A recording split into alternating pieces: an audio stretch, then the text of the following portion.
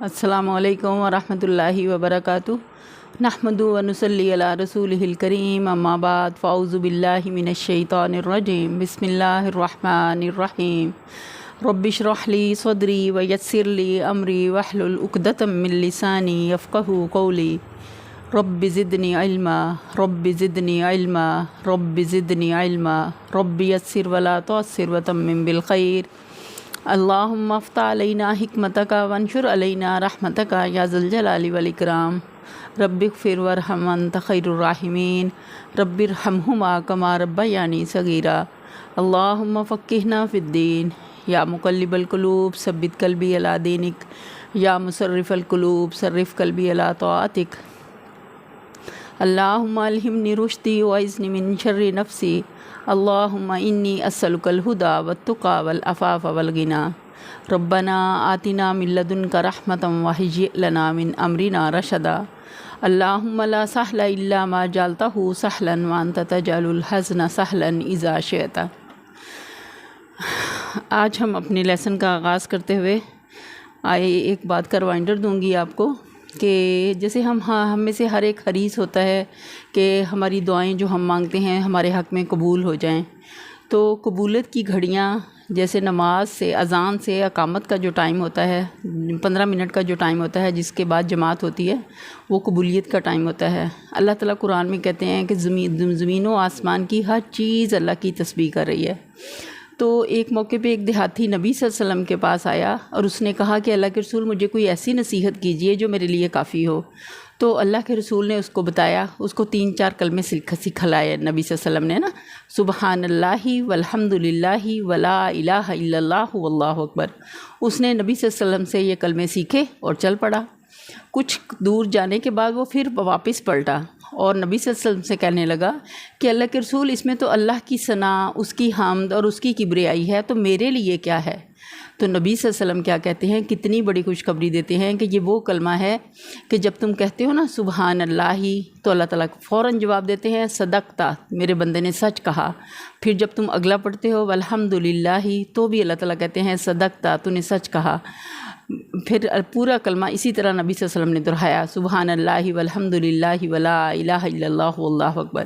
تو اللہ تعالیٰ کے رسول نے اس دیہاتی کو پھر کیا وصیت کی کہ تم اس کے بعد کیا کہنا، اللہم اغفر لی وارحمنی وعافنی واہدنی وارزقنی، کہ اللہ مجھے رزق دے، مجھے بخش دے، مجھے عافیت دے۔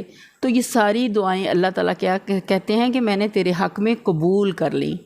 تو جہاں زمین و آسمان کی ہر چیز اللہ کی تسبیح کری ہے، تو ہمیں بھی اللہ کی تسبیح میں ضرور اپنا کچھ نہ کچھ ٹائم اللہ کی تسبیح میں گزارنا چاہیے، کہ اللہ کو بہت پسند ہے۔ جب ہم زمین پہ اللہ کی تسبیح کرتے ہیں نا، تو کہتے ہیں آسمانوں پہ وہ ایسے جیسے بنبناہٹ کی آواز ہوتی ہے نا مکھیوں کی، بالکل ایسے ہی عرش پہ وہ سنی جاتی ہے تسبیح کی آواز، جو بھی بندہ اللہ کی تسبیح کرتا ہے۔ تو ہم میں سے ہر ایک کو حریص ہونا چاہیے کہ قیامت کے دن وہ ٹائم جو اللہ کی یاد کے بغیر گزرا وہ حسرت بن جائے گا۔ تو اللہ نہ کرے کہ ہمارے ٹائم کی گھڑیاں ہمارے لیے حسرت بنیں، ہم ایک ایک لمحے سے فائدہ اٹھانے والے ہوں۔ تو چلیں آج کا لیسن ہم شروع کرتے ہیں۔ اپنی آیت نمبر ہے سورہ البقرہ کی 62 نمبر آیت۔ اعوذ باللہ من الشیطان الرجیم، میں پناہ مانگتی ہوں اللہ کی شیطان مردود سے۔ بسم اللہ الرحمن الرحیم، شروع اللہ کے نام سے جو بڑا مہربان نہایت رحم کرنے والا ہے۔ ان الذین آمنوا والذین ہادوا والنصارى والصابئین من آمن باللہ والیوم الآخر وعمل صالحا فلہم اجرہم عند ربہم ولا خوف علیہم ولا ہم یحزنون۔ یقین جانو کہ نبی عربی کو ماننے والے ہوں یا یہودی، عیسائی ہوں یا صابی، جو بھی اللہ اور روز آخر پر ایمان لائے گا اور نیک عمل کرے گا، اس کا اجر اس کے رب کے پاس ہے، اور اس کے لیے کسی خوف اور رنج کا موقع نہیں ہوگا۔ پیچھے ہم نے دیکھا بنی اسرائیل کی بہت زیادہ بار بار نافرمانیوں کے باوجود اللہ تعالیٰ ان کے ساتھ کس طرح رحمت کا معاملہ کرتے ہیں، کہ جب انہوں نے اللہ کی آیات کی نافرمانی کی، ان سے کفر کیا اور نبیوں کو بہت زیادہ قتل کیا، تو وہ نتیجہ کیا تھا یہ ان کی نافرمانیوں کا اور اس بات کا کہ وہ حدود شرع سے نکل جاتے تھے۔ اب ظاہر ہے کہ جس قوم نے اپنے فساق و فجار کو سرداری و سربراہی کے لیے اور اپنے صلحاء ابرار جیسے نیک لوگوں کو جیل اور دار کے لیے پسند کیا ہو تو اللہ تعالیٰ پھر اس پر لعنت نہ کرتا تو اور کیا کرتا۔ پچھلی آیت سے اس کو ریلیٹ کروں گی۔ اس آیت میں اللہ تعالیٰ یہودی جو اپنے آپ کو چوزن پیپل سمجھتے تھے، وہ سمجھتے تھے کہ جو ہماری قوم سے ہے جنت اس کے لیے ہے، جو اس کے باہر ہیں، جو یہودی نہیں ہے پیدائشی طور پہ، تو وہ جہنم کا ایندھن بنیں گے۔ تو ان کے اس خیال کی اللہ تعالیٰ اس آیت میں تردید کر رہے ہیں کہ تمہارا یہ خام خیال ہے کہ یہودی ہونا اللہ کے پاس کہ جنت کا ٹکٹ اس کے لیے ہے، ایسا کچھ بھی نہیں ہے۔ اللہ تعالیٰ کیا کہتے ہیں اس غلط فہمی کو دور کرنے کے لیے؟ کیا فرما رہے ہیں کہ اللہ کے ہاں اصل چیز تمہاری یہ گروہ بندیاں نہیں ہیں، بلکہ جو کچھ وہاں اعتبار ہے وہ ایمان اور عمل صالح کا ہے۔ جو انسان بھی یہ چیز لے کر حاضر ہوگا وہ اپنے رب سے اجر پائے گا۔ اللہ کے ہاں فیصلہ آدمی کی صفات پر ہوگا کہ جہاں بھی ایمان کی بات آئی ہے ساتھ میں عمل صالح کی بات آئی ہے۔ صرف منہ سے کلمہ پڑھ دینا کافی نہیں جب تک کہ ایمان کے ساتھ عمل صالح نہ ہو، اور صرف عمل صالح بھی نہیں جب تک کہ ہم اس کی ایک دوسرے کو تلقین اور صبر کی تلقین نہ کریں، کہ ہم اکیلے اس پر کبھی بھی عمل نہیں کر سکتے جب تک کہ ہم ایک دوسرے کا ساتھ نہیں لیتے۔ تو اللہ تعالیٰ وہی بات بتا رہے ہیں کہ اللہ کے ہاں فیصلہ آدمی کی صفات پر ہوگا، نہ کہ تمہاری مردم شماری پر۔ اللہ نے ان کو صاف بتا دیا کہ اللہ کے ہاں جو بھی یوم اللہ پر ایمان لائے گا اور یوم آخر پر ایمان لائے گا اور نیک عمل کرے گا، ساتھ میں شرط لگا دی گئی، نیک عمل کرے گا تو اس کے لیے اجر ہے اس کے رب کے پاس، پھر اسے نہ کوئی خوف ہوگا نہ وہ غمگین ہوں گے، انہیں کوئی غم نہیں ہوگا، رنج کا کوئی موقع نہیں ہوگا۔ کتنی بڑی خوشخبری ہے جو آخرت میں ان کو ملے گی۔ اللہ سے ہم دعا کرتے ہیں کہ اللہ تعالیٰ ہمیں بھی اس گروہ میں شامل فرمانا جس کے لیے اس دن یہ خبریں ملے، جس کے لیے اس دن یہ خوشخبری ملے۔ اگلی آیت ہے وَإِذْ أَخَذْنَا مِيثَاقَكُمْ وَرَفَعْنَا فَوْقَكُمُ الطُّورَ خُذُوا مَا آتَيْنَاكُمْ بِقُوَّةٍ وَاذْكُرُوا مَا فِيهِ لَعَلَّكُمْ تَتَّقُونَ۔ یاد کرو وہ وقت جب ہم نے کوہ طور کو تم پر اٹھا کر تم سے پختہ عہد لیا تھا اور کہا تھا کہ جو کتاب ہم تمہیں دے رہے ہیں اسے مضبوطی کے ساتھ تھامنا اور جو احکام و ہدایات اس میں درج ہیں انہیں یاد رکھنا۔ اسی ذریعے سے توقع کی جا سکتی ہے کہ تم تقویٰ کی روش پر چل سکو گے۔ اس آیت میں اللہ تعالیٰ اس واقعے کا ذکر کر رہے ہیں جب اللہ تعالیٰ نے موسیٰ علیہ السلام کو کوہ طور پر بلایا تھا اور ان کے ساتھ ان کی قوم کے 70 افراد بھی، حضرت موسیٰ علیہ السلام کو حکم ہوا تھا کہ اپنے قوم میں سے 70 افراد اپنے ساتھ لے کے آئیں۔ تو جب وہ لے کے گئے اور پہاڑ کے دامن میں جب ان سے عہد دیا گیا تو اللہ نے پہاڑ کو ان کے اوپر گویا ایسے الٹایا کہ ان کو لگتا تھا کہ جیسے ابھی ہمارے سر پہ گر پڑے گا، کہ وہ قوم چونکہ بار بار سرکشی کرتی تھی تو اس کے اللہ کو مطلب اس بات کا پورا تھا کہ وہ اس عہد سے بھی پھر جائیں گے یا وہ عہد لینے میں سستی کریں گے، تو اللہ تعالیٰ نے کوہ طور کو ان کے سروں کے اوپر اس طرح بلند کر دیا۔ دامن میں میثاق لیتے وقت ایسی خوفناک صورتحال پیدا کر دی گئی تھی کہ ان کو ایسا معلوم ہوتا تھا کہ گویا پہاڑ ان کے سروں پر آ گرے گا۔ تو اسی چیز کا اللہ تعالیٰ یہاں پہ ذکر کرتے ہیں اور ان کو نصیحت کیا کی کر رہے ہیں اللہ تعالیٰ کہ جو چیز ہم تمہیں دے رہے ہیں اسے قوت کے ساتھ، مضبوطی کے ساتھ پکڑ لو، اور صرف پکڑنا نہیں ہے بلکہ اس پر عمل بھی ضروری ہے۔ اس کا نتیجہ کیا ہوگا کہ تم لعلکم تتقون، تاکہ تم میں تقویٰ پیدا ہو، تاکہ تم ڈر جاؤ، تاکہ تم بچ سکو، اللہ کی جنت میں جا سکو، اللہ کے عذاب سے بچ سکو۔ کتنی بڑی وعید ہے جو اللہ تعالیٰ انہیں دے رہے ہیں۔ اگلی آیت ہے ثم تولیتم من بعد ذلک فلولا فضل اللہ علیکم ورحمتہ لکنتم من الخاسرین۔ پھر تمہیں اپنے لوگوں کے اپنی قوم کے ان لوگوں کا قصہ تو معلوم ہی ہے۔ ثم تولیتم، مگر اس کے بعد تم اپنے عہد سے پھر گئے۔ اس پر بھی اللہ کے فضل اور اس کی رحمت میں تمہارا ساتھ نہ چھوڑنا، ورنہ تم کبھی کے تباہ ہو چکے ہوتے۔ کہ اللہ تعالیٰ کہتے ہیں کہ بار بار نافرمانیوں کے باوجود اللہ تعالیٰ نے اس قوم پر کتنی مہربانیاں کی کہ ان کی غلطیوں سے درگزر فرمایا اور ان پر اپنی رحمت اور اپنا فضل کیا، اور ان کو موقع دیتے رہے کہ شاید یہ قوم پلٹ آئے۔ کہ جیسے ہم دیکھتے ہیں انشاءاللہ آگے ہم پڑھیں گے، فرعون جیسے اللہ کا کتنا بڑا نافرمان تھا اور خود خدائی کا دعویٰ کر بیٹھا تھا، اس کے پاس بھی جب اللہ تعالیٰ نے موسیٰ علیہ السلام کو بھیجا تھا تو اللہ تعالیٰ نے موسیٰ علیہ السلام کو کیا تاکید کی تھی کہ اس کے ساتھ نرمی کا معاملہ کرنا، کہ کوئی بھی بات جیسے حکماً اگر ہم کسی کو دیں نا تو وہ کبھی بھی اس پر عمل نہیں کر سکتا۔ جیسے حضرت عائشہ کا ایک قول ہے کہ حضرت عائشہ کہتی ہیں کہ اگر ہمیں یہ کہا جاتا ہے نا کہ یہ کرو اور یہ نہ کرو، پہ در پہ احکامات ایسے آ جاتے تو ہم شاید کچھ بھی نہ کر پاتے۔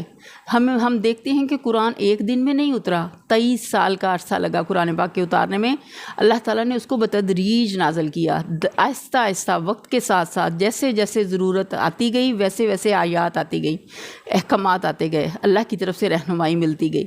تو اس طرح جیسے ذہن سازی پہلے کی گئی، ذہن تیار کیے گئے، بالکل اسی طرح کہ جس طرح ایک کسان اپنی زمین کو تیار کرتا ہے اور اس کو نرم کرتا ہے، پھر اس میں پانی ڈالتا ہے، پھر بیج ڈالتا ہے۔ اگر چٹیل سخت میں پتھریلی زمین میں کوئی بیج ڈال دے تو وہ بیج کو بھی ضائع کرنے والی بات ہے۔ بالکل اسی طرح اللہ تعالیٰ نے پہلے انسانوں کی ذہن تیار کیے اس ہدایت کے لیے جو اللہ تعالیٰ نے ان کو دینی تھی۔ عرب کی اجٹ گوار قوم تھی جس کو اللہ نے چنا، ان میں جہاں بہت ساری خرابیاں تھیں، کچھ وہاں ان میں خوبیاں بھی اعلیٰ درجے کی تھیں، کہ بہت زیادہ مہمان نواز تھے، جھوٹ کا ان کو پتہ نہیں تھا، ہمیشہ سچ بولتے تھے، مہمان نوازی بہت زیادہ کرتے تھے۔ تو اللہ تعالیٰ نے ان کو چنا، اس قوم کو چنا اللہ نے اپنی کتاب کے لیے، نبی صلی اللہ علیہ وسلم کی آخری امت بنایا ان کو، اور ان کی قربانیوں کے نتیجے میں ہم تک دین سلامتی کے ساتھ پہنچا۔ اگر صحابہ کرام بھی ہماری طرح صرف ایسی عقیدت نبی صلی اللہ علیہ وسلم سے رکھتے کہ جیسے ہم اپنے منہ سے اظہار کرتے ہیں کہ ہم نبی صلی اللہ علیہ وسلم سے محبت کرتے ہیں، لیکن جہاں قربانی کی بات آتی ہے ہم پیچھے ہٹ جاتے ہیں، تو ایسا نہیں ہونا چاہیے۔ ہمیں جہاں جہاں اسلام کی ضرورت ہو یا ہمارا دین ہم سے تقاضا کرے کہ اس وقت میں اس قربانی کی ضرورت ہے، تو ہمیں خوشی سے اپنی جان، اپنے مال خوشی سے اللہ کے راستے میں پیش کرنا ہے، کہ ہم نے اللہ سے سودا کیا ہوا ہے۔ میں نے پہلے بھی آپ کو بتایا کہ اللہ تعالیٰ قرآن میں کہتے ہیں کہ میں نے مومنین سے جنت کے بدلے ان کی جانوں کا سودا کر لیا۔ آگے دیکھتے ہیں،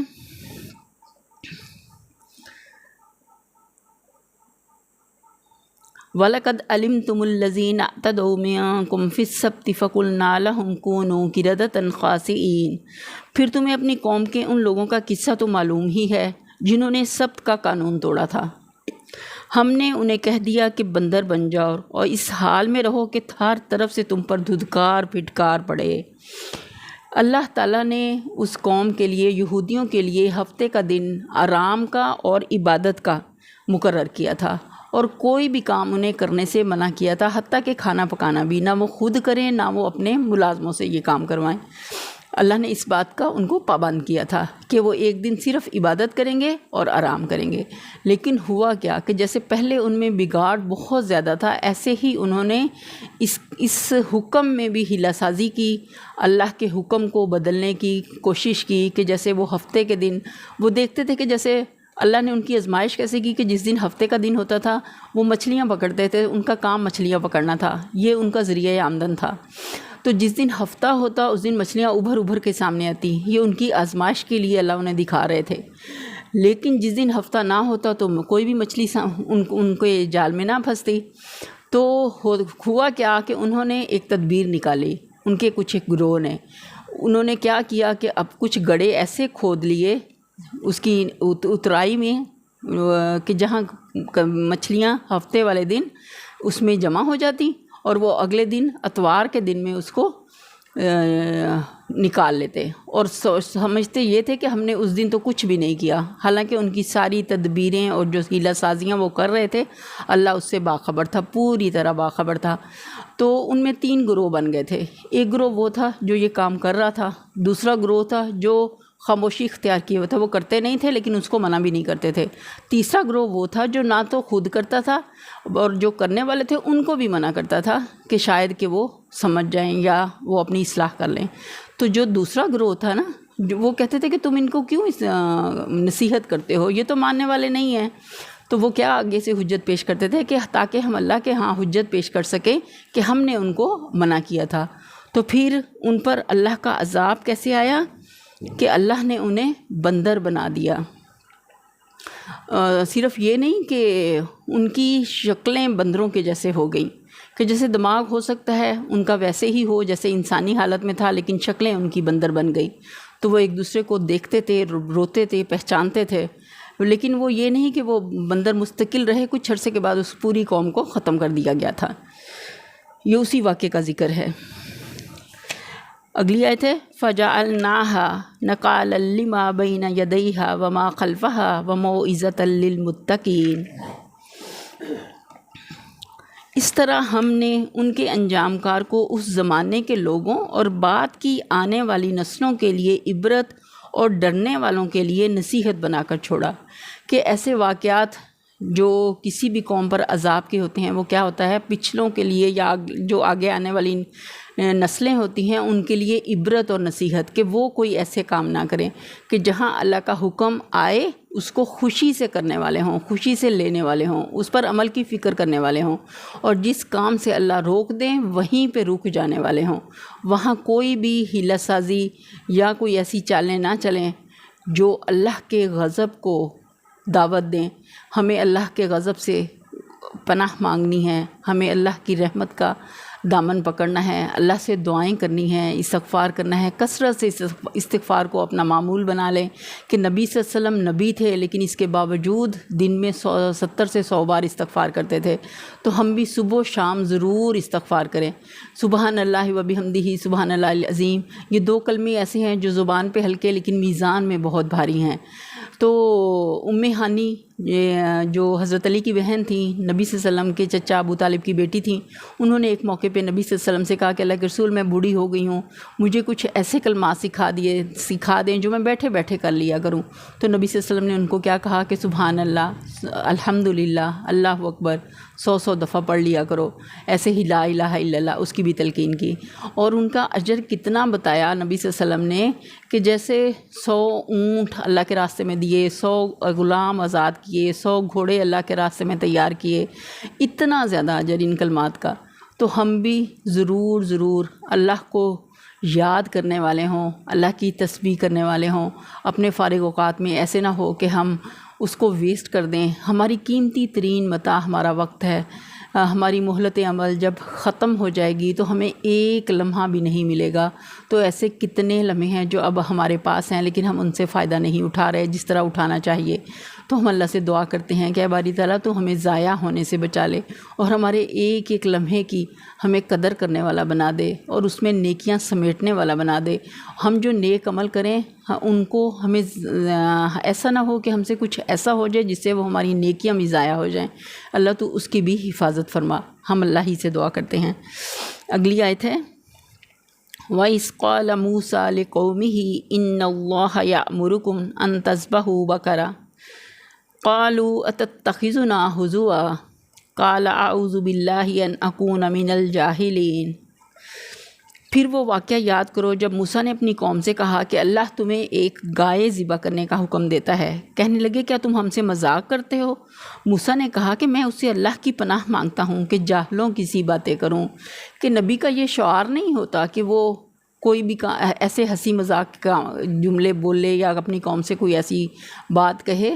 قوم چونکہ غلامی میں رہ چکی تھی تو اس نے اپنی جو غلامی میں جب رہتی ہے قوم تو اس کے آس پاس کے جتنے لوگ تھے وہ گائے کی پوجا کرتے تھے، تو ان کے اندر بھی یہ برائی آ گئی تھی۔ تو ان کو یہ بڑی انہونی بات لگی کہ موسیٰ علیہ السلام ہمیں گائے کو ذبح کرنے کا حکم دے رہے ہیں۔ تو فوراً سے انہوں نے کیا کہا کہ کیا آپ ہم سے مذاق کرتے ہیں؟ تو موسیٰ علیہ السلام نے کہا کہ میں اللہ کی پناہ مانگتا ہوں اس بات سے کہ میں جاہلوں کی سی باتیں کروں، کہ نبی کبھی بھی ایسے نہیں کر سکتے جیسے اس قوم نے سوچا تھا۔ تو اللہ کا حکم تھا تاکہ اللہ تعالیٰ ان کو ان کے عقیدے کی درستگی کے لیے یہ بات ضروری تھی کہ ان سے اس گائے کو ذبح کروایا جائے جس کی پرستش کی جاتی تھی۔ تو اگر تو وہ فوری طور پر اس حکم کو مان لیتے تو ان کے لیے آسان تھا، لیکن ہم آگے دیکھیں گے کہ وہ بار بار جیسے جیسے سوال کرتی گئی ویسے ویسے اللہ تعالیٰ کے احکامات میں بھی سختی آتی گئی۔ وہ انشاءاللہ ہم اپنا لیسن کل پڑھیں گے۔ آج کا لیسن یہیں پہ کلوز کرتے ہیں۔ سبحانک اللہم و بحمدک نشہد ان لا الہ الا انت نستغفرک ونتوب الیک۔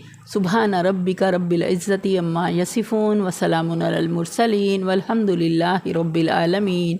آمین ثم آمین یا رب العالمین۔ اے اللہ باری تعالیٰ جو ہم نے پڑھا اور جو سنا اس میں ہمیں اس پر عمل کرنے والا بنا، اور اس قرآن کو ہمارے حق میں حجت بنانا۔ آمین ثم آمین۔ السلام علیکم ورحمۃ اللہ وبرکاتہ۔